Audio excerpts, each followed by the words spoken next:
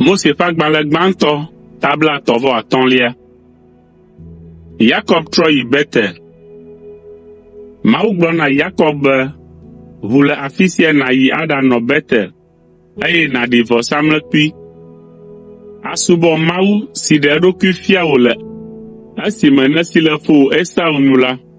Eya ta Yakob gblɔ na eŋumewo katã be woagblẽ aklamakpakpɛ siwo katã wotsɔ ɖe asi vɛ la ɖi, woale tsi, eye woaɖɔli woƒe awuwo.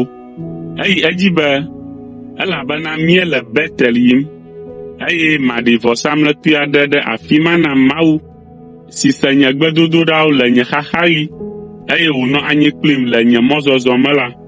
Ale wotsɔ woƒe aklamakpakpɛwo kple togɛwo katã na Yakob, eye wòɖi wo ɖe ati gã aɖe te le Sekem. Emegbe la, wodze mɔ. Mawu na vɔvɔ̃ dze du siwo katã me woto la dzi, ale be womeho aʋa ɖe wo ŋu o. Mlɔeba la, Yakob kple eƒe amewo va ɖo Luz si wogayɔna hã be Betel le Kanaan.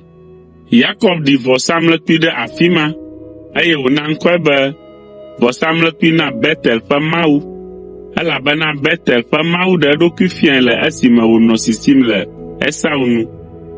Eteƒe medidi o la, Debora, ame si kpɔ Rebeka dzi le ɖevime la ku, eye woɖii ɖe ati gã aɖe si le balime si le Betel ƒe anyigbe lɔƒo la te. Tso gbe ma gbe dzi la, woyɔ teƒe ma be konyifafa ƒe ati. Esime Yakob va ɖo Betel le eƒe mɔzɔzɔ tso Padan Aram me la, Mawu gaɖe eɖokui fiae, eye wòyrae. Mawu gblɔ nɛ be, wò ŋkɔe nye Yakob, gake womagayɔ wò azɔ be Yakob si gɔmee nye amebala o, ke boŋ woayɔ wò azɔ be Israel si gɔmee nye ame si te kame kple Mawu. Nyee nye Mawu Ŋusẽkatãtɔ, mana nàdzi fũu, eye nàzu dukɔ gã aɖe. Dukɔ geɖewo kple fia geɖewo ado tso wò dzidzimeviwo me.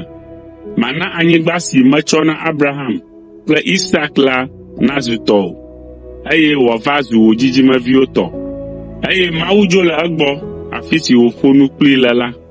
Yakob tsɔ kpe tu sɔti aɖe ɖe teƒe si Mawu ƒo nu kplii le la, eye wòwɔ nunovɔsa ɖe edzi. Ekɔ ami hã ɖe edzi. Yakob na ŋkɔ teƒea be Betel si gɔmee nye Mawu ƒe aƒe, elabena afi ma Mawu ƒo nu kplii le. Rahel kple Isak ƒe ku.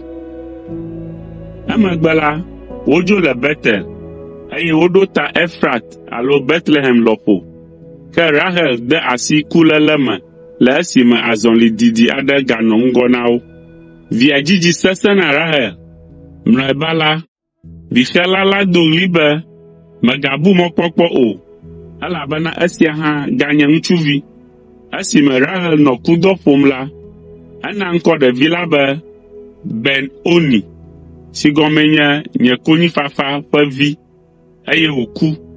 Yakob ya na ŋkɔ ɖevi la be Benyamin, si gɔmee nye nye nuɖusi ƒe vi.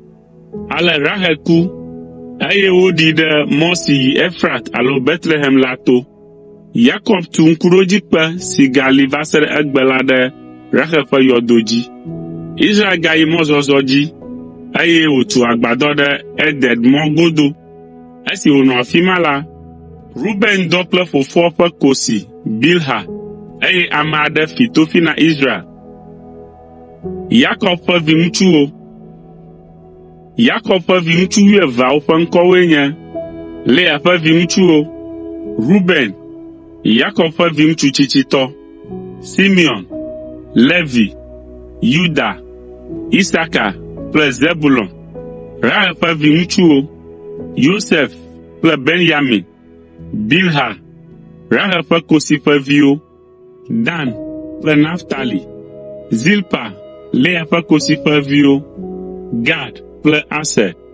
Wodzi vi siawo katã nɛ le Padan Aram.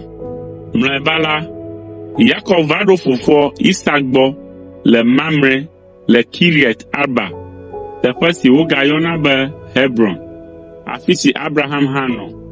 Isak nɔ agbe ƒe 180. Etsɔ eƒe gbɔgbɔ na, eye wòyi tɔgbuiawo gbɔ.